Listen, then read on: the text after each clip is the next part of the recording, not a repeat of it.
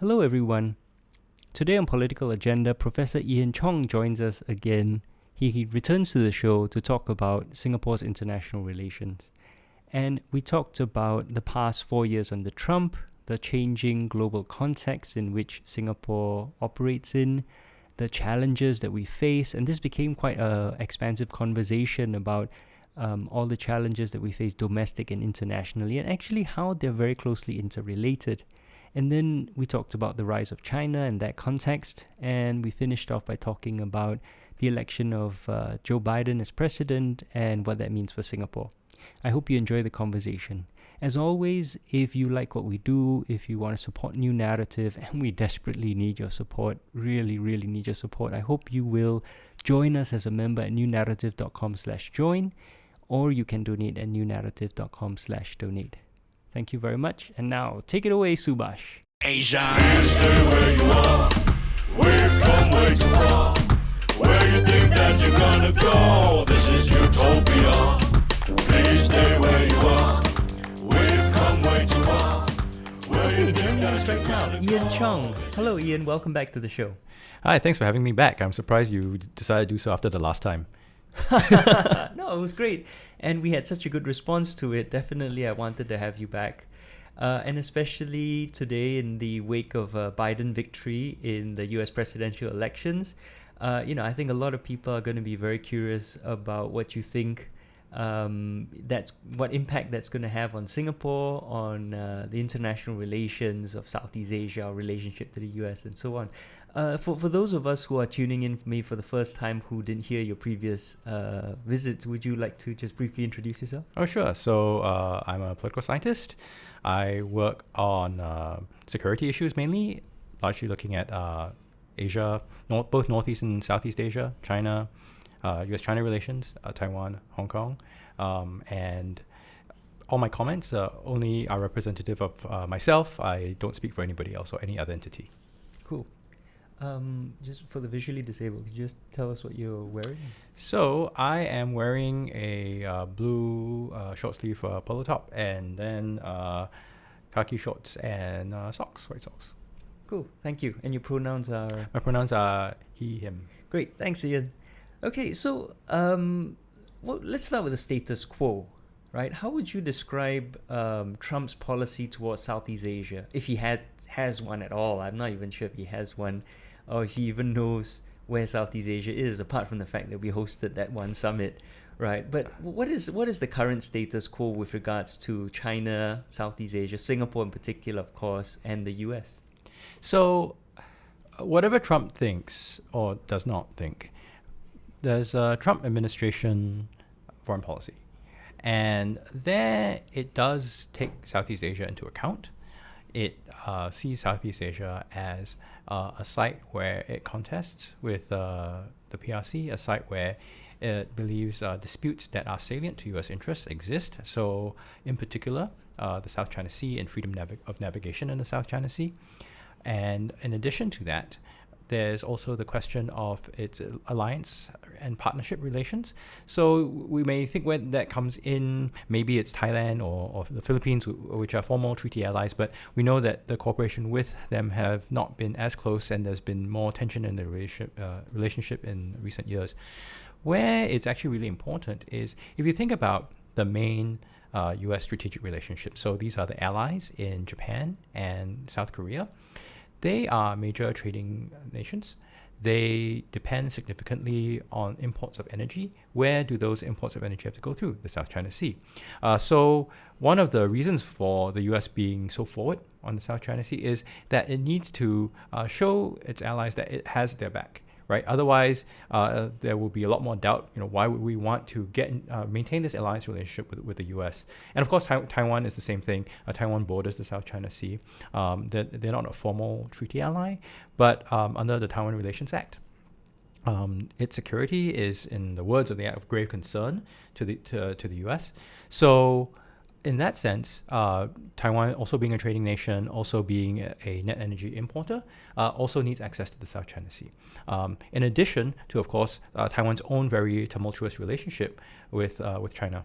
And so the U.S. presence in the region helps secure those relationships, and even if it doesn't have these more direct stakes in the region remains important to it. And insofar as the U.S. sees the PRC as a competitor, then its role, the Washington sees its role in Southeast Asia as trying to maintain a situation where the PRC does not have a veto over U.S. actions. So that's, I think, the groundwork. And for U.S. administrations really since the George W. Bush one, so that's Bush 43, it's been pretty consistent. Even the Trump administration, I think, maintains that baseline. Where the Trump administration is different is how it tries to implement. Now, that implementation is a lot more chaotic. Before, under the Obama administration, we saw things like the rebalancing, we saw things like the TPP, very clearly articulated strategies, right? We can, of course, critique whether they're good or bad, whether they're effective or not, but they're clearly articulated. With the Trump administration, they have this Indo-Pacific strategy, which is a lot more amorphous. It looks at drawing together Japan, Australia, India, and the US. So it's formerly called it's gone through several names. It's called previously the Quad, the Arc of Democracies. And the whole point being that democracies should be standing on the same side against this threat of authoritarian China. So that has been the sort of basis of the Trump administration's Southeast Asia East Asia policy, not just Southeast Asia. But what that translates into is a lot less clear, right? There's no clear economic element because the Trump administration eschews this sort of multilateral liberalization of the economy, right? That's part of their support base, so they won't go there. And the Trump administration, too, has been at times quite down on its allies, including Japan, saying that, well, it's sort of a dead weight, they don't contribute. I mean, these have been long-standing issues in the U.S. alliances, but it's become more pronounced under Trump. But at the same time, they want this cooperation. So that kind of fluctuating situation is the status quo that we see now. Mm-hmm. And now you didn't mention another thing which America often exports, like deliberately or not deliberately, but values human rights. Has the Trump administration emboldened greater authoritarianism in Southeast Asia, do you feel, through either its example or through a lack of, or even an encouragement of authoritarianism, or a lack of response to authoritarian actions, which may formally have drawn a response, but Trump just ignored or even tacitly supported? So that's a great question, because I think even on that front, the Trump administration has been quite mixed. So in terms of Southeast Asia, they've been quite silent on the more, shall we say, conservative bent that governments, even more democratic ones like Indonesia, like Malaysia, and of course Thailand, have been going. Well, Malaysia's gone a bit back and forth. Right. But I mean, the most recent round, yeah, right? They've been quite silent on it. Yeah. And also Thailand. I mean, previously U.S. administrations would be more vocal about coups. They think transitions are sort of acceptable, but the use of military force to do so less so. So they've been sort of silent there. And they've been sort of quasi-silent on Cambodia and its sort of the sort of tribulations it's had with its electoral and political processes. Right. But they've been very, very vocal in support of pro-democracy protests in Hong Kong. Right. And to the extent of putting laws in place. So these are laws, it's not just policy. So they agreed to laws that were pushed through Congress to sanction individuals and organizations from Hong Kong and China that were deemed to be involved in a lot of the excesses, in a lot of the suppression in Hong Kong. Likewise, one of the sort of real points that they've been trying to push in their relationship with Taiwan is that they're standing together as democracies, that Taiwan's openness, its pluralism is something to be celebrated. So looking at the Trump administration, it sends this very mixed message, right? There's very strong, vocal, visible support for certain kinds of values we might associate with the United States.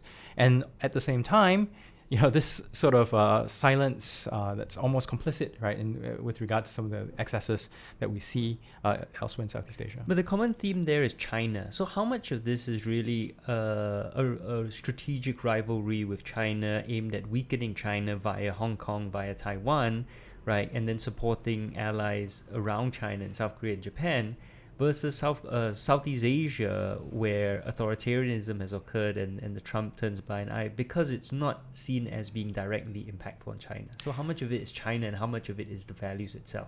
Right. So I think the Trump administration has not been clear on that either, because if you think about Southeast Asia and the sort of argument that, well, you need an arc of democracies, well, Southeast Asia also borders China. So if you think about, okay, trying to address the China challenge, it would be reasonable to bolster, democracy in the region. And also they've been quite silent on the Philippines and what's going on there. Yes. So it would make sense, but they've not been doing so. It'd be also useful to be consistent, right? So you have one line, but that's not been the case. So I think what we see really is a certain reactiveness. So because China has been very forceful with regard to Hong Kong and also with regard to Taiwan, the Trump administration has felt a need to respond. And part of that response has been this emphasis on democracy, been this emphasis on values. Insofar as in Southeast Asia, there's pressure, but there's less pushback from the region. So it's not on the radar screens, I think, of top policymakers and legislators in the US as much. And so in that regard, there's more silence. And I think I would also have to add that the groups who are working with Congress and the administration in the US who are supportive of Hong Kong and Taiwan, they are far more active than groups from Southeast Asia. I think the main group that has a presence in Washington from Southeast Asia is the ASEAN Chamber of Commerce. So they tend to be, more for commercial interests, and they tend to be more tied in with establishments across the region. Oh, okay. So is that our main sort of visibility in Washington then, commercial rather than, strategic or any other kind of partnership or values-based one, and most of us aren't democracies. So is that how we're perceived in Washington? Right. So there's been a big focus in the commercial aspect of the relationship between Southeast Asia and the US. And also there's this sort of lingering effect of a claim about, difference based on Asian values, which it's lasting, but I know you think it's dubious. I think so too. Actually, what is really, really fascinating is if you look back at 1994, when Lee Kuan Yew made his famous interview with Fareed Zakaria on Foreign Affairs, there was a counter actually by Kim Dae-jung. So that counter by Kim Dae-jung was talking about the importance of universal democratic values. We don't see much of it, that side of the argument here in Singapore. Yeah. But I think what is quite telling is, one of the places that get a lot of pressure from China too is South Korea. And just maybe about a month ago, to sort of commemorate the Korean War, the Korean pop group BTS, a member said, well, they're commemorating the Korean War, and there was a big sort of response from people in China saying, well, no, you did not celebrate you did not recognize, you did not give proper recognition to the Chinese role in the conflict, and so there was a backlash against BTS. Right. From China. Now, what was interesting is that they have a big, global fan base, and that big global fan base responded very strongly to China. And basically, they started, from tweets and Instagram posts, they started to sort of really push back in terms of the sort of global visibility, and that's added to the more negative impression of China. So why I find it's curious is because you might. I don't know whether you know this, but the Korean wave, a lot of that originated with Kim Dae-jung's presidency, right? He really wanted to push, Korea as sort of universal values. Yeah, started funding. Right. So it's interesting, right? What I ask myself in that context is, okay, so you have a situation where you have Korea that, has its very traditional side. Not all of it is very positive. It has a traditional side, but tries to also at the same time align itself with certain more universal values. And one of the things that we've seen is there's this widespread support for its position. Now, if Singapore gets into a spat with China, as indeed we saw in the period from about 2012 going to 2017, peaking in the late 2016, mid 2017 period, we were on our own. There was no broader, so this is the Terex and all that, right? Yeah. There was no sort of broader international support, right, for our position. So so I think if you look back to that debate in 1994 and you look at these two very different trajectories and the way that we are played, we're portrayed, so South Korea and Singapore internationally, and the kind of resonance that we get is a bit different. So despite your Crazy Rich Asians, which I think is a terrible film, and all that, but it's the response I think has been interesting. Well, this is really interesting because what you seem suggesting is that there's the decisions that Lee Kuan Yew made and his successors have made in power to take a certain line regarding values has now affected our broader strategic interests, right? So what you have is actually that we have become in many ways isolated because of the moral positions that we have taken to quite often to justify things domestically, right? As opposed to South Korea, which has been able to organically grow broader international support because of its moral position.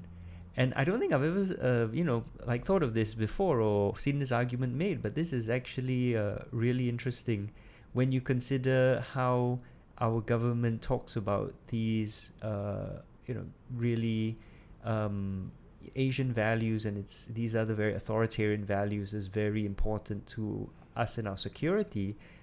But in the long run, you're suggesting it has undermined our position internationally. Well, what I'm saying is that there are certain downsides, right? With any policy, there are going to be benefits and there are going to be downsides. And we haven't discussed downsides as much, right? So I think with the Asian values push, what we essentially say that, okay, things in Singapore are Singapore special. It has, there's no relevance elsewhere.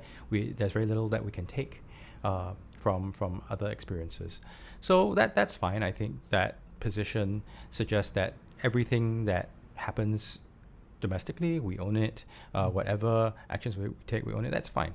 But the downside is if you're going to be Singapore special, then at moments when you need solidarity, it's going to be more difficult. Right.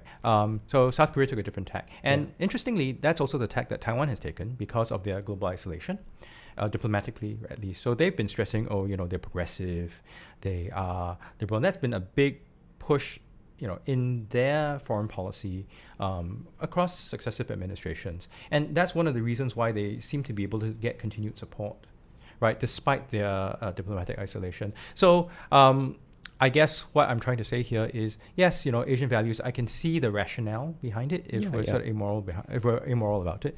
But we should also be aware that there are certain downsides to it. It's not this sort of cost-free or risk-free strategy.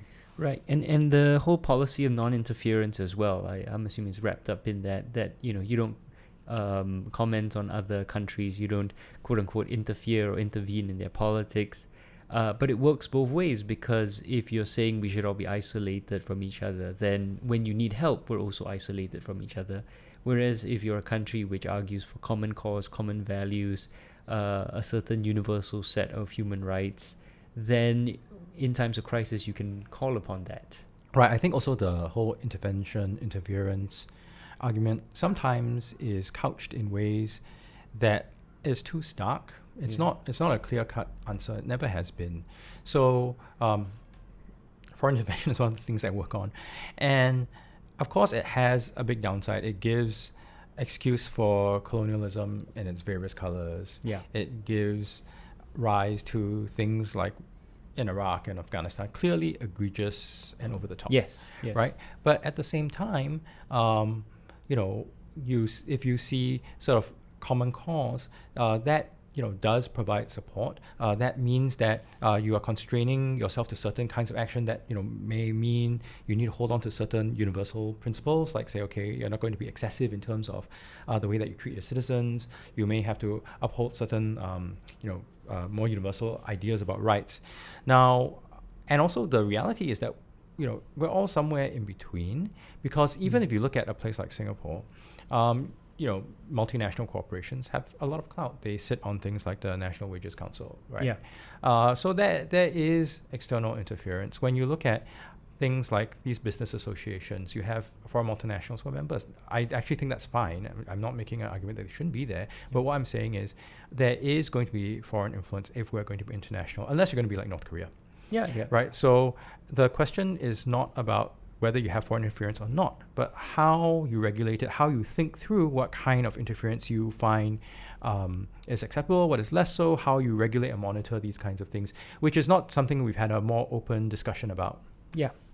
I mean, I went through all of this in an episode of the show where I, pointed out like foreign companies lobbying the government and spending lots of money on lobbying the government somehow is okay, but then donations to civil society to lobby the government for change with regards to human rights, not okay. Yeah, you're like Mr. Foreign Interference, right?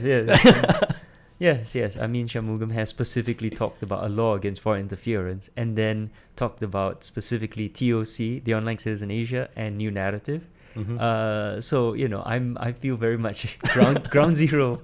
But let's come back to this whole thing.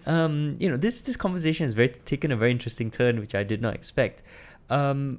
Because we're arguing about this in a sort of vacuum, but the fact is, there's been a very active debate in Singapore about China's influence on us, with people on one side saying, look, we're a small country and we have to behave like one, and the other saying, look, we have to push back and stand up for our interests against this huge country, civilizational power, right, global economic power.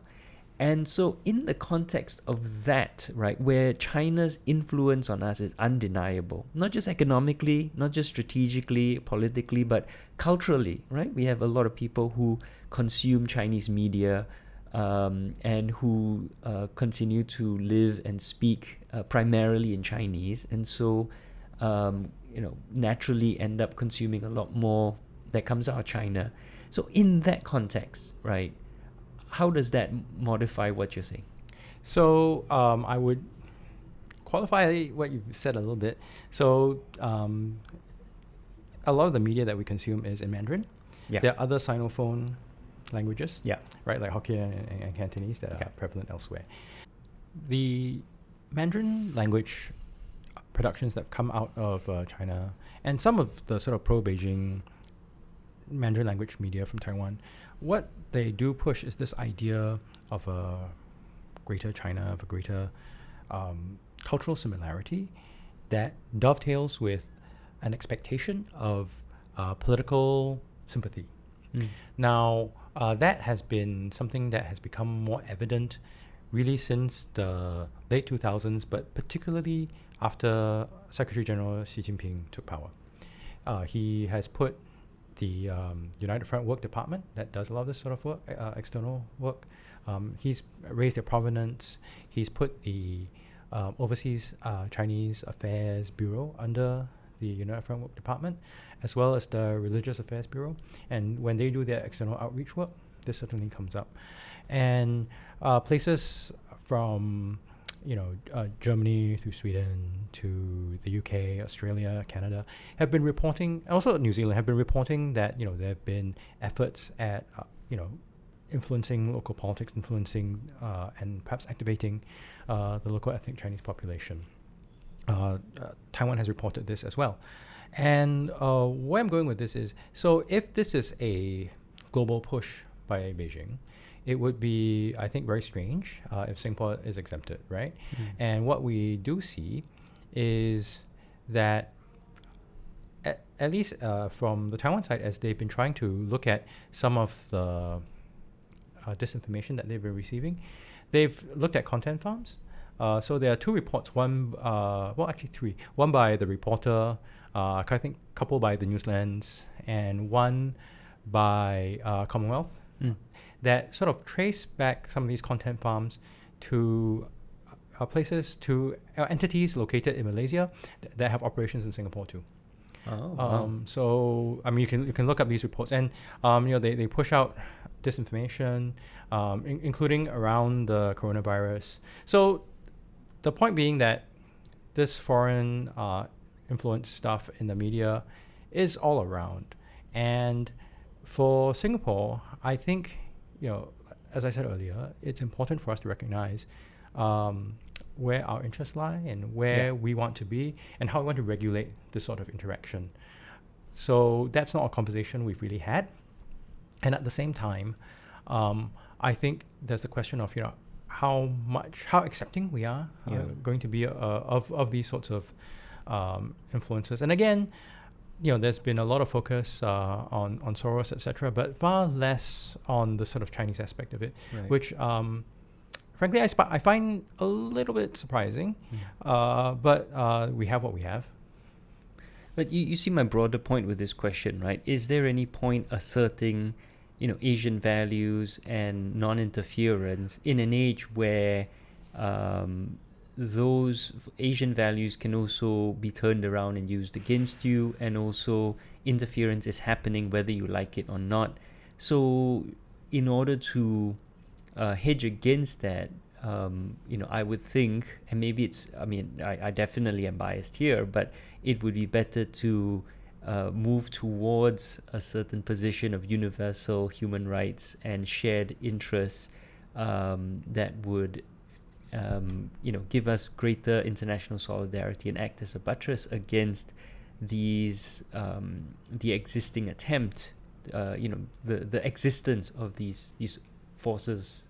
So I think where the Asian values thing comes in, and I think really shows up the poverty of this concept, is that it's really amorphous and it can mean many things. Essentially, it boils down to trust the authorities who are in charge. But if there's not more open discussion of what that authority should be, what kind of constraints or where they should be empowered particularly, the way that other things can seep in to Asian values and possibly overtake it or hijack it is far more prominent, because part of the current PRC cell is that they are representative of Asian values. Now, we also know that Asia is highly diverse, so it's half the world. Oh, yeah, but I mean, when you have something that is Asian values that, say, the PRC claims, and that's the official narrative there. It may differ regionally. China's a huge country. It's very different from if you ask people from Japan, do you think you're Asian? I think you get a positive answer, and the sorts of things that they express would be quite different.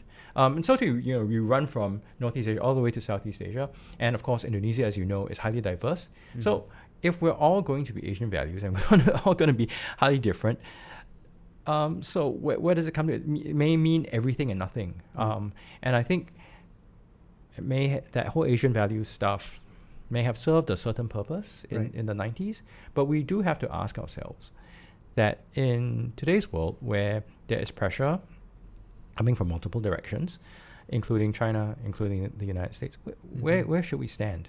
I mean, I don't see the US as an unequivocal good, right? No, of course they've not. done a lot of damage in the world, but we have to have a clearer sense of where we stand. And I'm not really sure we have gone there in our public conversation yet. That's a very interesting. I don't know if we have the time to actually get into that whole conversation, but where do you see our interests lying? So, personally, I think that for me, the baseline for Singapore is that we need to talk about pluralism. We need to talk about our diversity, and to look at diversity not as a threat, but to celebrate it. Because one thing about Singapore society is that we are highly plural. We have people from different ethnic backgrounds. We have people from different religious backgrounds, and this diversity will only increase over time. And that sort of more narrow view of ethnic / political sympathy is probably going to be something that could get Singapore society in a lot of trouble. And so there needs to be recognition of our plurality in our politics, right? So some of these issues of discrimination about where we put Chineseness and how we understand Chineseness in Singapore in relation to all the different kinds of people who are here, that sort of more openness, more ability to accept disagreement, I think is important. I think that's the starting point. And that is what I would argue allows for greater resilience. Mm-hmm.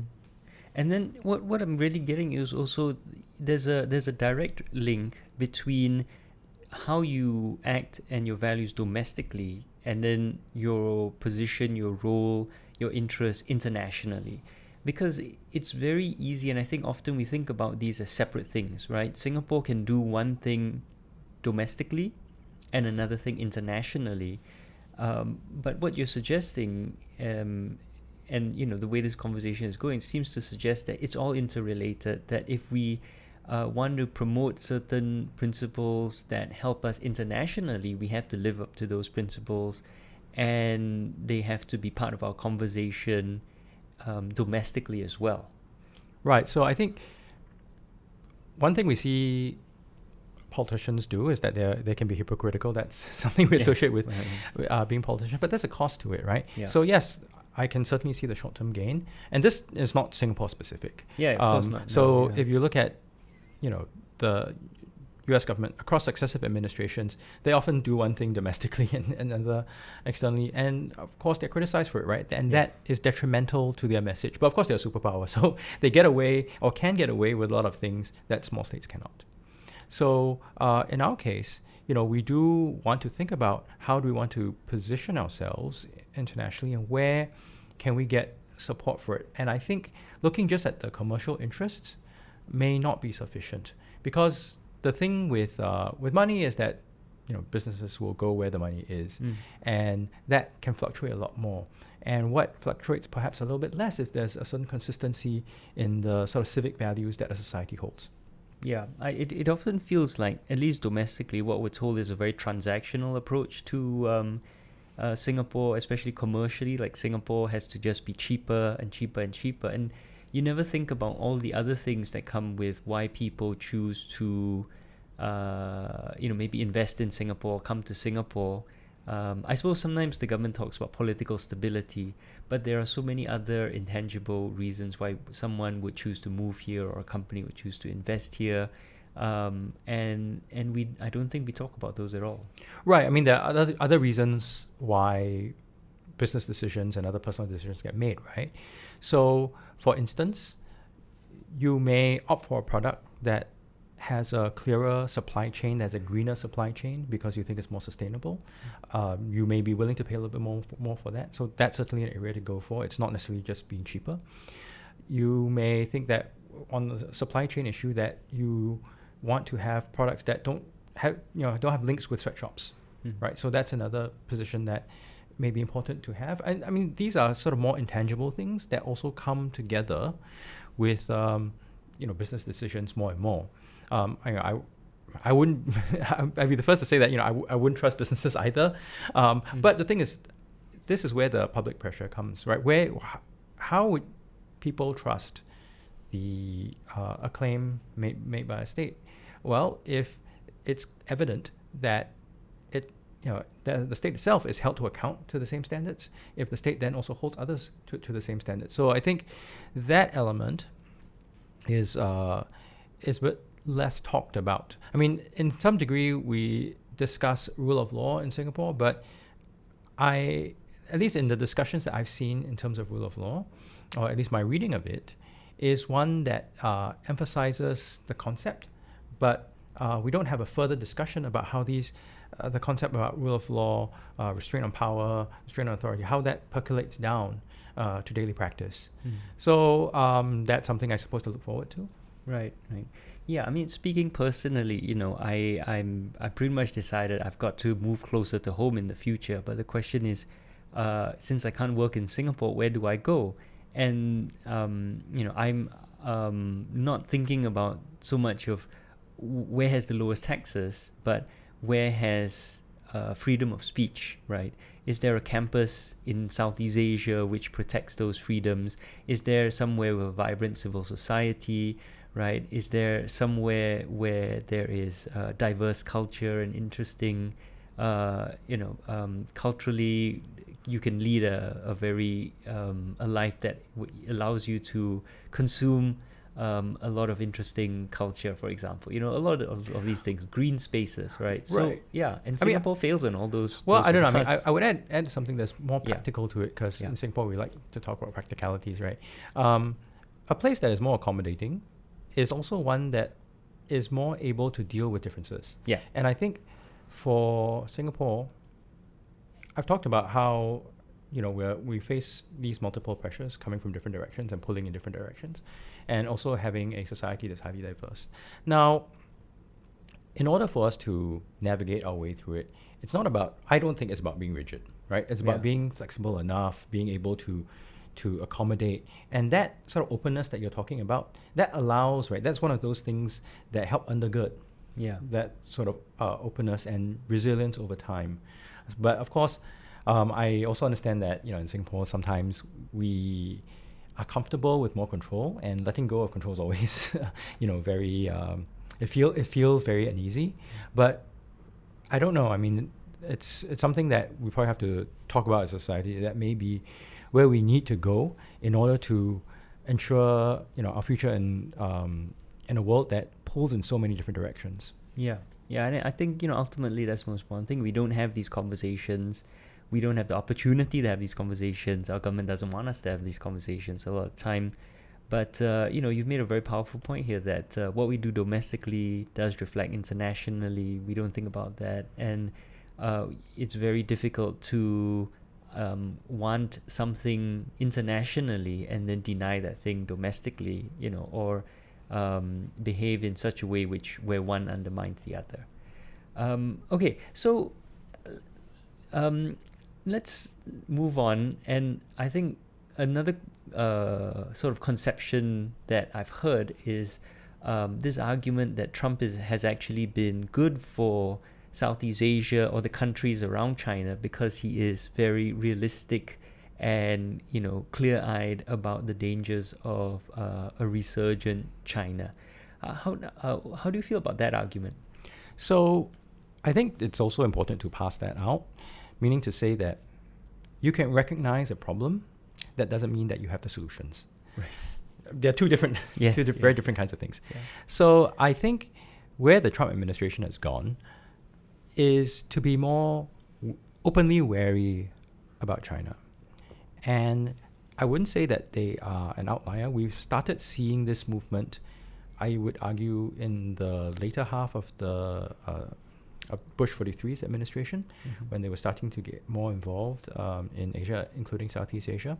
This became quite evident in around 2010. This is during the Obama administration, when they were talking about the rebalance, when they were talking about the TPP. So there's a recognition that the area of contestation with China, the contestation, I would also have to say, it doesn't necessarily have to be destructive, but the area of contestation and competition is the center of gravity, or the strategic center of gravity, is in East Asia, both Northeast and Southeast Asia.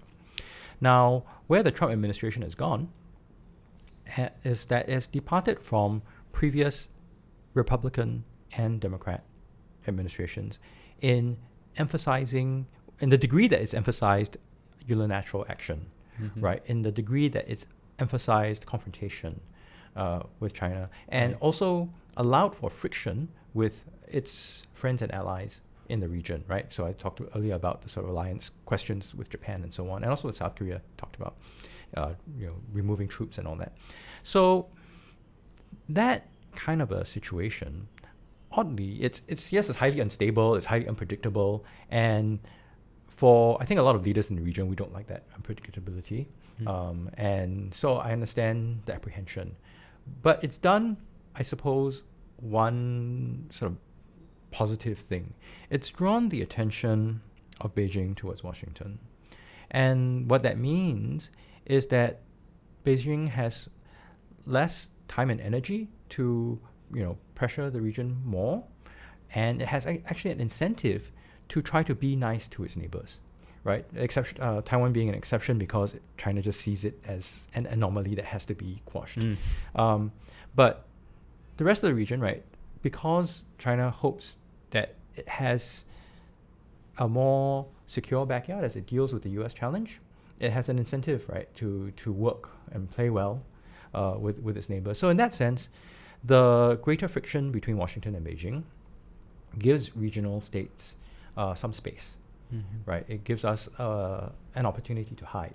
So I think if you look at some of the people in Hong Kong and Taiwan who've been very vocally pro-Trump, even at the same time when they're also pro-democracy, that I think is the most evident display of this sort of mentality, right? The enemy of enemy is my friend. Have the US keep pressing China so they're out of our hair. That sort of a mindset. So I think there's something to that. Now, the cost, of course, is this unpredictability, is this closure to greater economic and social liberalization. So that's, I think, the sort of downside to it. And so if a US administration moves back to or closer to its the sort of tradition that it's had, there will certainly be benefits in terms of greater predictability, but there are risks there as well.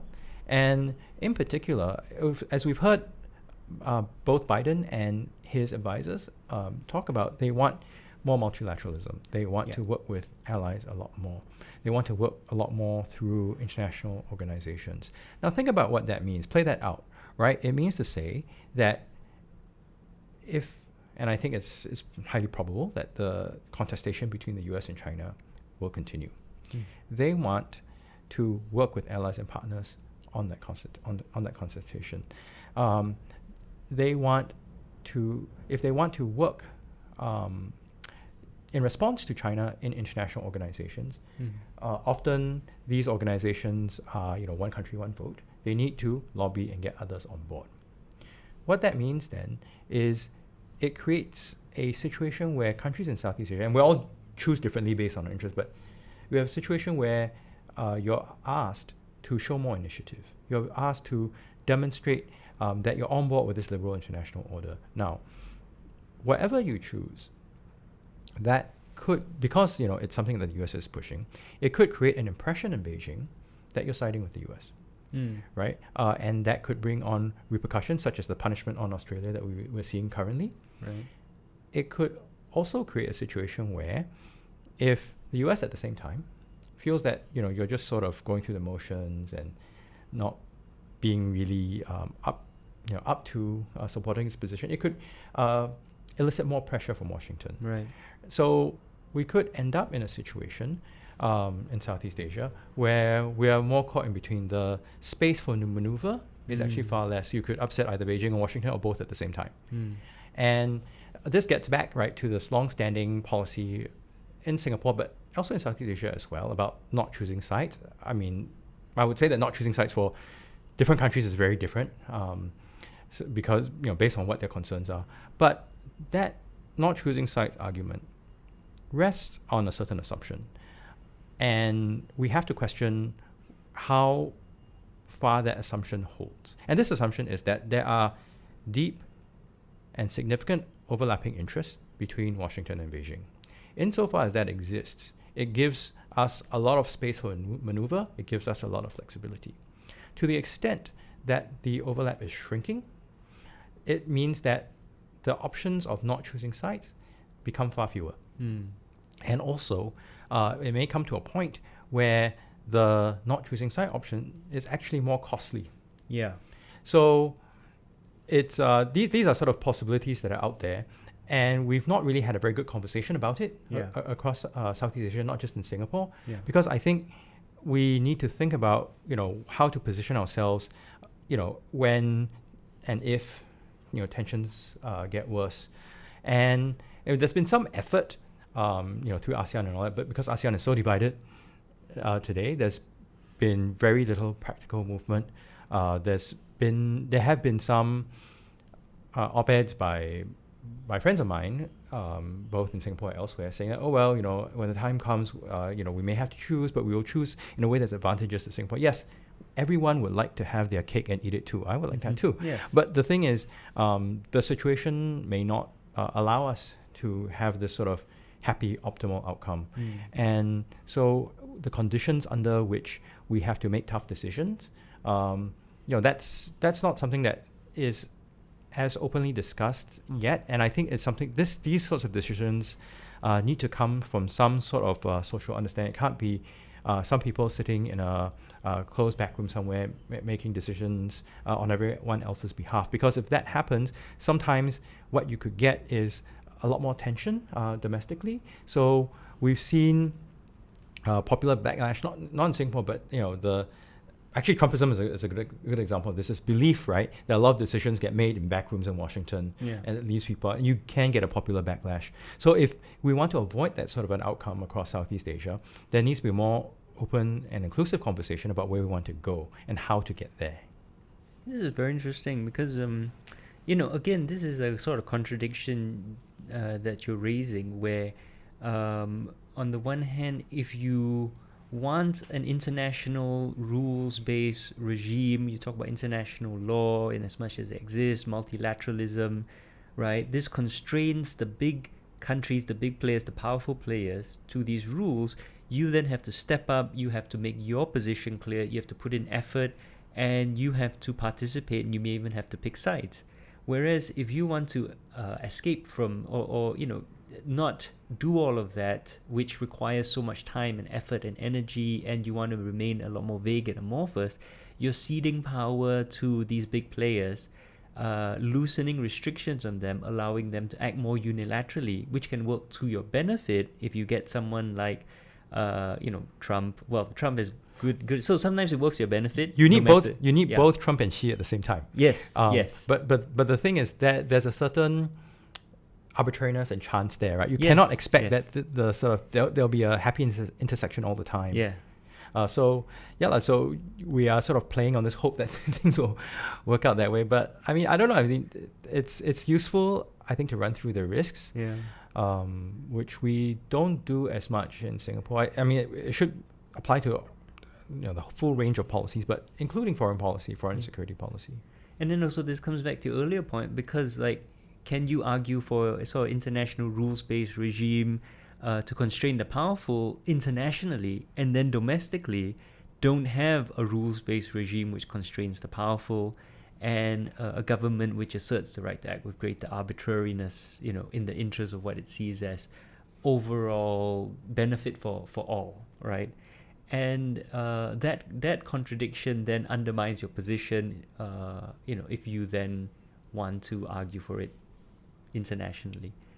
But also there's a sort of, as anyone who knows the tit-for-tat strategy, right? Iterative decision making, because if you don't establish clear principles for what you're doing, or a clear idea of where your interests are, if you don't even have that conversation internally, let alone demonstrate that internationally, it becomes very hard for people to deal with you, and it becomes very hard for people to trust you, and then to build up these relationships over time that you can draw upon.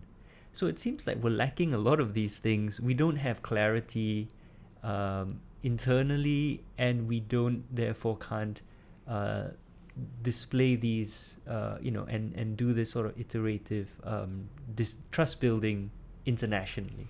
So what I would say though to that is, I think one of the things that Singapore has going for it, and perhaps the region as well, is that there was a system that sort of worked for us to our benefit. So if you think about the liberal international order and the prosperity that it created, Singapore is a big beneficiary of that system. Right. But that was the Cold War. You're talking about the Cold War in the 90s? Well, the Cold War, and even after the end of the Cold War. Yeah. Right. So that period from the Cold War, certainly we benefited from it. Yeah. The end of the Cold War, from the early 90s going on to we said up until the global financial crisis, we clearly benefited. Yeah. Right. It created significant wealth in Singapore and elsewhere in Southeast Asia.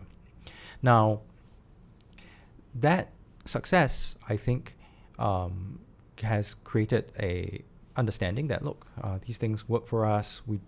we are pro status quo. We don't want to change things around, which I think is part of the reason why elites in the region tend to be very skeptical of Trump, because he's very anti that sort of thing. But with the past 4 years of Trump being in the White House, and also Xi being in Zhongnanhai, what that's created is it's undermined some of the basic principles, right, of that order. And to assume that things will revert back, or, we can go back to that sort of happy situation, because it also created a lot of inequality. Yeah. But to go back to that sort of situation that people, at least those who are in advantaged positions, can enjoy, I think that's a lot more in doubt now. So the initiative from other actors will become more important. Yes, there is the claim that, okay, in Southeast Asia, we're all sort of small, except Indonesia. But in particular, Singapore is Vietnam is 90-something million. Philippines is 110 million. Yes. So these are big countries, actually. Yeah. Right. You're right. But the impression is that, Indonesia is, all this. But so that view, is I think is one that suggests, okay, there's not much we can do, so we must just sit back. But it's something that it's a position I don't really agree with, because I think, yes, we may be smaller, we may be weaker, but there is room for collective bargaining. Right? So if we band together and collectively bargain, it's possible. But I know why you're laughing, because the problem is the collective action problem, right? You have these diverse sets of countries that have very different kinds of interests. To get them on the same page is highly difficult. And we've seen the trouble that ASEAN has run into, right? If you're going to stick to consensus, then you either have a really, really low, lowest common denominator that nothing gets done. Yeah. Or you just get discriminated and nothing happens either. And I think this is a very good example of how we should think about, ways to, perhaps consider our politics domestically and also regionally.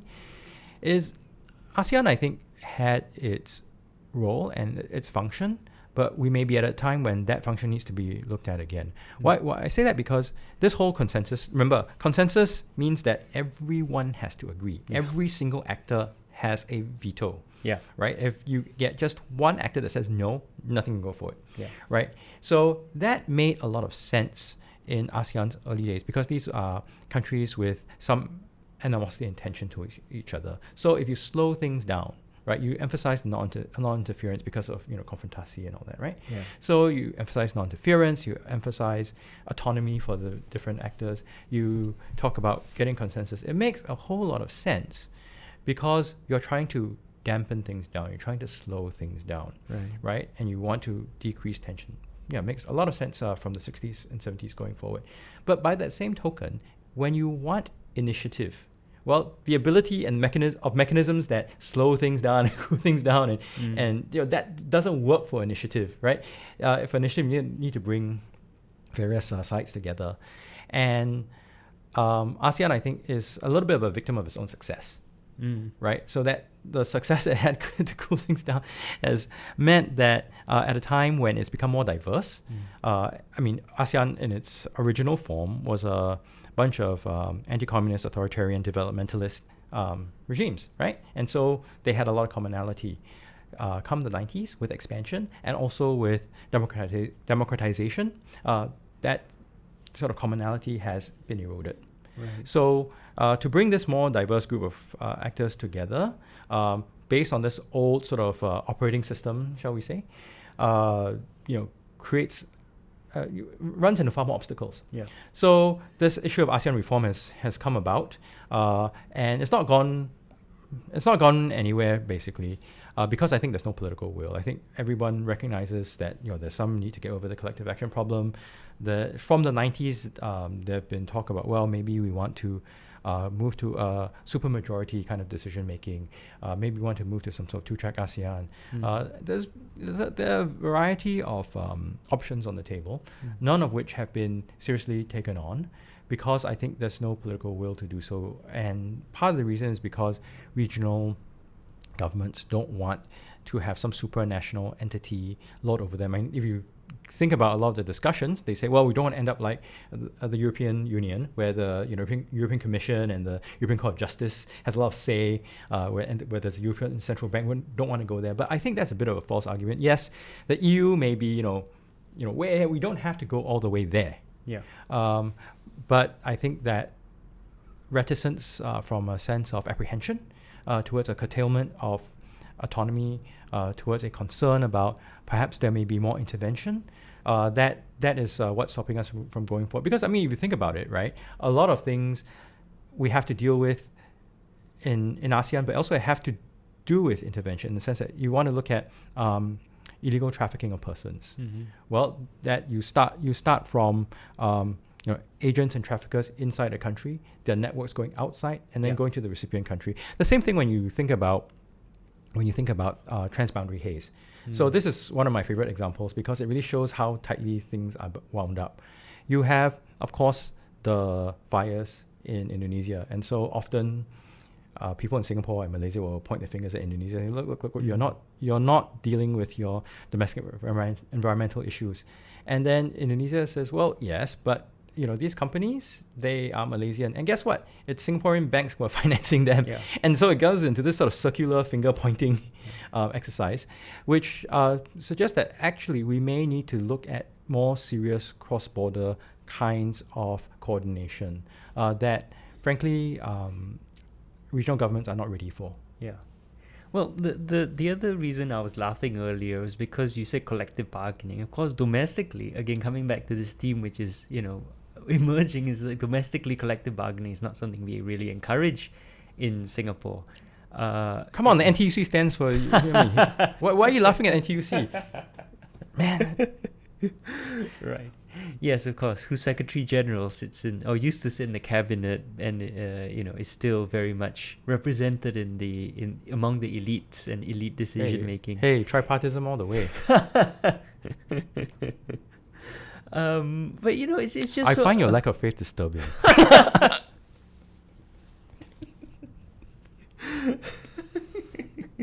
Hey, remember who you're talking to. You want the heavy breathing? But it's just, to me, like in like domestically, right, the Singapore government says, oh, we don't want all of this collective bargaining, or they undermine rule of law. They don't want laws, they write laws with the government's explicitly exempted, right? And they say that if you have a government which takes into consideration everyone's view through a technocratic, deliberative decision-making process, it can make decisions for the good of everyone. But then you get to the global stage, where we are one of nearly 200 countries, and that same attitude suddenly is flipped on its head, and it's like, oh, we need, protect us minorities, protect us small fry, we need rules-based, we need multilateralism, and the contradiction that you're now presenting to me just keeps making me laugh, because if by the same argument that the PAP makes, well, if the big global superpowers go through a deliberative, consultative, technocratic decision-making process in which the views of small countries like Singapore are represented, they can then come up with decisions that is good for the world as a whole, right? By that same argument, and so that it's just making me laugh, because you have a government that's just so powerful domestically, and then it gets to the international stage, and it has as much power as I do in Singapore, which is very little. Well, I think it's also important to recognize that there is a lot of criticism of UN and other international agencies. Oh yeah, because I'm just pointing out the hypocrisy. Right. I'm not saying the UN is great. No. The US is great. China what I'm saying is that there's a lot of debate over it, right? Yeah. Yes, consultativeness, inclusiveness is important, but part of the criticism, right, for people who don't want to move in that direction is to say, look, if you look at international organizations, they tend to move very, very slowly. Yeah. They tend to get, hijacked by various kinds of distractions. And so, that's an issue with this sort of more representativeness internationally. And I think for at least the successive administrations in Singapore, they emphasize cooperation multilaterally and multinationally, but they also say, okay, we don't really trust these things because they're slow and all that. So I think there's a certain degree of consistency, not to say that it is not beyond reproach, right? That everything, in my view, should be up for serious analysis and criticism if necessary. But I mean, there is that kind of a position. So I mean, that also gets back to this issue of anarchy internationally. So there's no global government. So in some sense, states can sort of do what they want internationally in a way that entities and individuals in domestic situations cannot. So it's not just Singapore, but and I think this is an issue that does deserve to get talked about, right? It's not just Singapore, but lots of countries, they behave very differently internationally and domestically, and that is, of course, should be cause for discussion. It should be cause for debate. But I guess in Singapore, again, I get back to this point that we're so comfortable with what has worked for us. Now that the world is changing, there is not as much impetus to have a greater, more comprehensive discussion as I think ought to be the case. And I think the other point I want to make was about the liberal international order, where we talk about how Singapore benefited from that, but I think it'd be more accurate to say elites benefited it way more from that order than the rest of us, and people who are in a position to take advantage of that, because of course economically it's created massive inequality. But what we're also seeing is that certain countries which had access and which had advantages to take advantage of it did way better than other countries. So ultimately, we're not going back to that, I think. Would you agree? We're not right. Going So back I don't think we're going back to it. Yeah. I mean, to be sure, there are two ways you might want to consider gain, right? There's absolute gain, whether everyone is gaining, and there's relative gain, who is gaining more or less. So I think it's fair to say that there has been absolute gains, just that on the relative gains, some have gained far more than others. Yes, definitely. Right? But at any rate, given the support that Trump has had because of how he sees this, how his supporters see this globalized world as not treating them equally, I think a Biden administration would have a lot of difficulty to sort of go to a reset to the sort of pre-Trump days. So we have to move on from what we have here. Plus, it's very, very likely that we'll have a Republican-controlled Senate, which means to say that in terms of individuals who get appointed to the Biden cabinet, right, they have to go through a confirmation process. Those people who at least are able to account for some of those Republican concerns are more likely to get confirmed. Right? So that would be another sort of constraint on a Biden administration. So I don't think we're going back to a reset. Right. There may be some adjustment, but to sort of completely believe that these past 4 years mean nothing, I don't think that's possible. I think also part of it is this US-China tension is here to stay for a while. So what we've seen from both Republicans and Democrats is that there's a desire to sort of address this China challenge, right? If the belief that China what it's doing is disadvantaging the US. It's just how to deal with that challenge is what separates Republicans and Democrats. And in fact, this is one of those few areas where there is bipartisan consensus. So in all likelihood, that general direction will go forward, right? And what we're looking at is the risk of the Trump presidency, which I had mentioned earlier, and the risk of a Biden presidency. They're different because of the different approaches. There's no sort of happy outcome where the rainbows come out and birds start singing and we all hold hands and sing Kumbaya. It's to be realistic about it, right? It's the Biden administration will present a different set of challenges, and what I think is important to do is to be clear-eyed about those challenges and how one to deal with them, right? Rather than to believe that things will, go back to some happy past. That's not happening. So let's talk more about the Biden. And I know predicting the future is difficult, but we do have a long track record for Biden, both in the Senate and then as vice president. And we know a lot of the people around him, his advisors, are going to be inherited from the Obama administration. So what would you see for the Biden administration in terms of its foreign policy, and especially for Southeast Asia and Singapore? Right. So I think a Biden administration will be far more forward in emphasizing collaboration, far more interested in multilateral kinds of cooperation on various fronts, possibly not as forward on economics because of the reasons that I said earlier, but on security and so other areas, they are, I think, quite willing to sort of relook at how what the Trump administration has done. So in that regard, I think there are more possibilities for cooperation with the Biden administration. There are more possibilities for more predictable, sustainable relationships.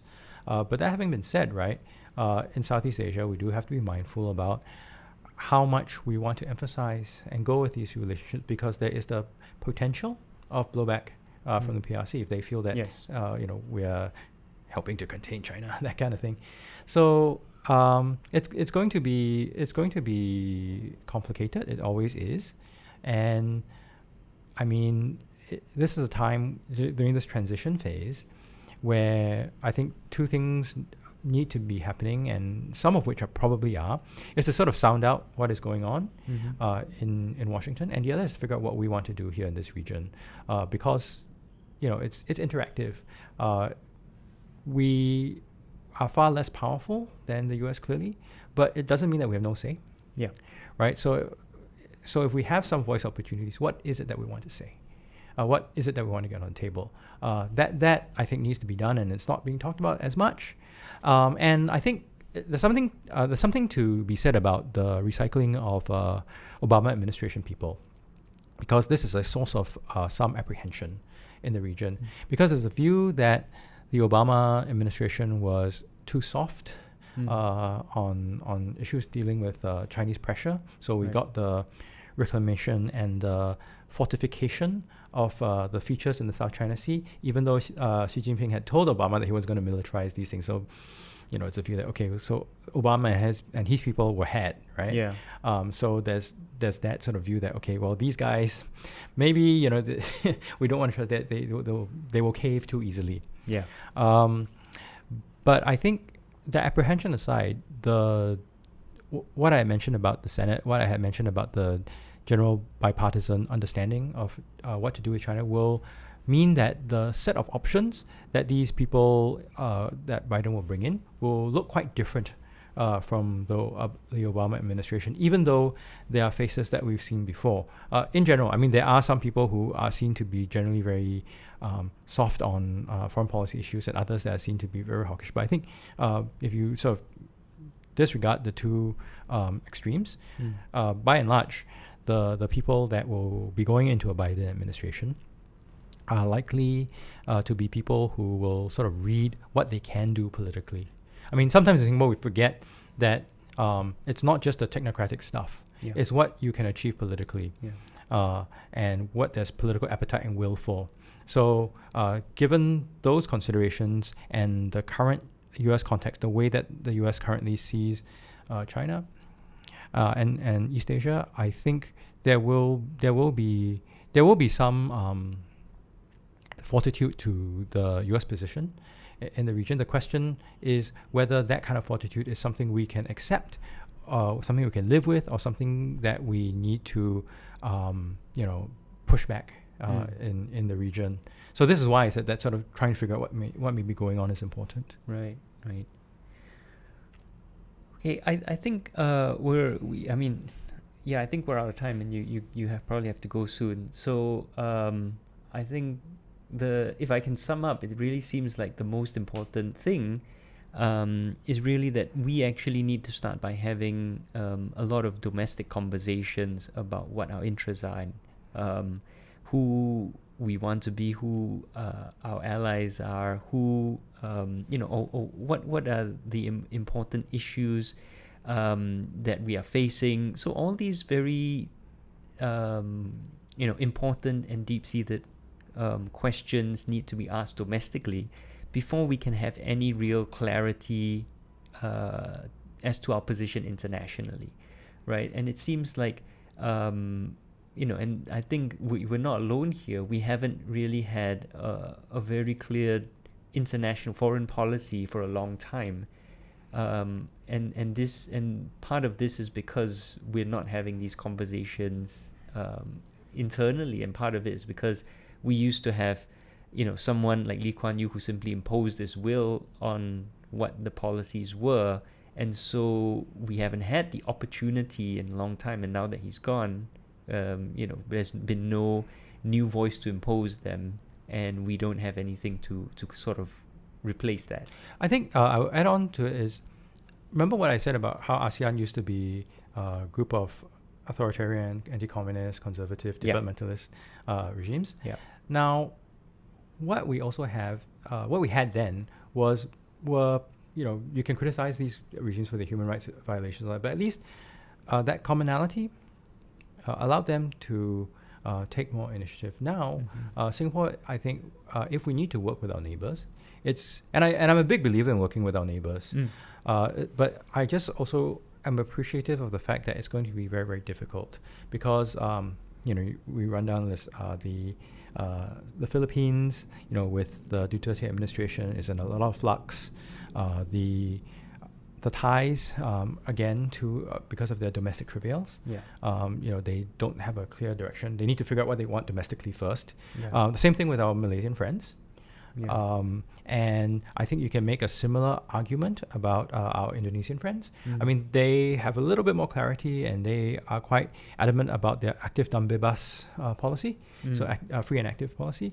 But then they too have their sort of domestic considerations. So in Southeast Asia, then, if we are assuming that Singapore has got it all right, we have our act together, and we need to sort of think about partners to work with. Who are we left with? Cambodia and Laos are sort of weak. The question is whether they have been they're too beholden to Chinese interests.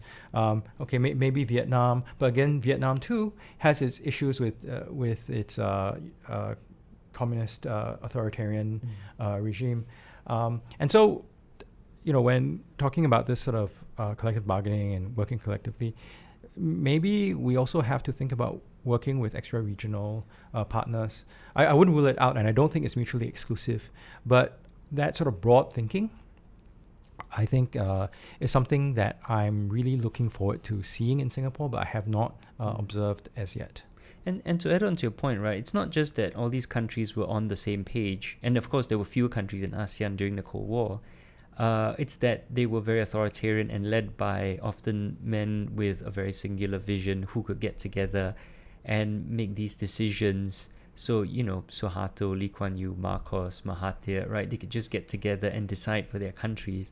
We can't do that anymore, right? And of course, Thailand had a succession of military governments and dictators. And so they had a period from the 90s that was more open, right? Yes, yeah. But I'm thinking of the Cold War, right? Once you hit 90s, then first you have the end of the Cold War, Berlin Wall, then you have financial crisis that leads to the fall. Well, that period from about 1990 to about 1997, before the financial crisis, I think was an opportunity lost where we could have done a lot of reform. Yeah. But it's the pressures on ASEAN in that period were also part of the reason why Lee Kuan Yew, there was the Bangkok Declaration and articulation of Asian values, because it was a pushback against the fear of liberalization, and liberal democracy seemed to have won the day, right? And instead of our government saying, let's give that a try and liberalize, they pushed back and said, no, Asian values, Bangkok Declaration, let's all get there, let's tighten up.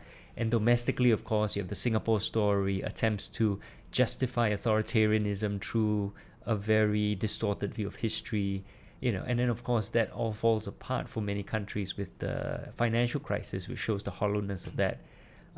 So, yes, massive opportunity lost. But I think my point is just that, today these countries have democratized to an extent where these sort of the kind of unity that we saw and the action that we saw, and the singularity of purpose, the commonality of purpose rather, in the, even as late as the 90s, is simply not possible. And so where does Singapore fit in with all of that? And we need to have a serious discussion. Right. I mean, I'm the last person to say that I have all the answers to any of this, but this is why I think to have a serious discussion is probably quite key. And yeah, it's something that is not happening as yet. Okay, so thank you very much, Ian. Thanks for coming back on the show. Thank you for your time. Really appreciate you taking the time out and coming back on the podcast to talk about all these issues. This has been a really great conversation. Oh, my pleasure. Yeah, and I've certainly learned a lot, and I'm thinking about international relations rather differently from before we had these conversations. So thank you so much. Well, thank you. Again, I find your lack of faith disturbing. Okay, and also on that note, thank you to all of you, as always, for joining us on Political Agenda. If you enjoy what we do, please do check out the website, newnarrative.com. And if you'd like to support us, please join us as a member at newnarrative.com/join. Or if you're not really joined as a member, you can donate at newnarrative.com/donate. Please also check out our sister podcast, Southeast Asia Dispatches, for more news, interviews, and commentary from around Southeast Asia. And check out all the cool stories that we have on Southeast Asia on our website, newnarrative.com. Thank you very much, and see you next time.